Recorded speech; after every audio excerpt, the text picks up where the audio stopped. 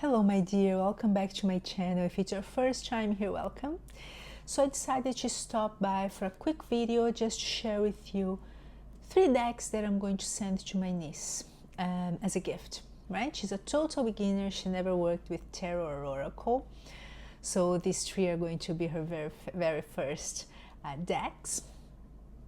And I thought that it could be interesting if you are a beginner or if you're thinking about giving a gift to a beginner.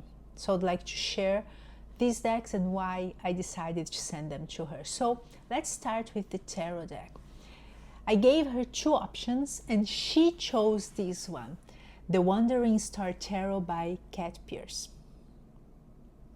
The reason why I gave this option, all these 3 decks, they were part of my collection already, so they were opened and so on.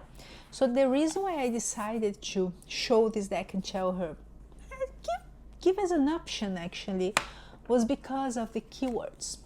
So this deck has keywords. I am not a fan of tarot decks with keywords. It's probably the only tarot deck I have that has keywords. But as you can see, they are hidden. So I would just ignore them because I like the artwork. This artwork reminds me of my books from my childhood, right? And I think that this deck's nice for beginners because of the keyword, yeah, but because of the images as well. As you can see, they are very gentle. And it's important when we are giving a gift because, okay, let's be honest. If we are giving a gift, a deck to a person, it is because we really love these tools. So we don't want to give them decks that are going to scare them or making them feel bored and saying, oh, I don't want to know about this. No, I don't want to know about that. No, we want them to get excited. We want them to say, okay, let me use it. Let me learn a little bit more about that.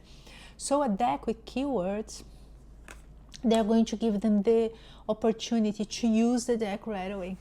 And I think that's very important when we are learning something new, right? Even the Death card, look, the Death card. It is beautiful, it is fun, it is gentle, right? So this is the one that she chose. And I really like this deck. It's very beautiful. The cardstock's nice. Oh, actually, all these 3 decks, they are by Hay House. In my opinion, Hay House creates amazing decks for beginners. That's my opinion. Some of my first decks, they were by Hay House as well. So if you watched my intentions for September decks that I wanted to work in September, I showed you this deck here, The Keepers of the Light by Kyle Gray. Kyle Gray? Yeah. So I said I would give it a try and so on. And yes, I decided to work with this deck in September and I started doing that, but then pretty soon I said, okay, it's too much for a beginner for me. It would be something that I would love as a beginner, but now I don't see much. I don't see like why I would have this deck. So why not giving this beautiful deck to somebody that will be able to use it and take advantage of this deck. Beautiful, beautiful. Look, these gilded edges. It's fantastic, right? So this deck has lots of different figures from different pantheons. So we have here Kalima. We have here, I'm not going to read because I will not be able to read his name. Divine Director, Archangel Michael. We have here Diana. So we are going to have the name of the figure and then a keyword and a phrase. For Diana, we have focused intention. Think about what you desire, set your sights high, expect the best possible outcome. Why do I think that it's nice? Because it is a very gentle deck as well, and it's going to introduce you or the person, the beginner, to different figures from different pantheons. And I think that's something interesting, because what you want, well, what you always should want or desire for people is for them to find their own path. So I think it's interesting. They can decide which figures they want to work with and so on. And I really like this deck. I think it's very gentle. So it's like this. So Isis here, look. You're going to have, it's like a portrait. But you see how beautiful it is? It's gorgeous. I think I would love to have this deck there in the beginning. Then I'm going to gift it to my niece.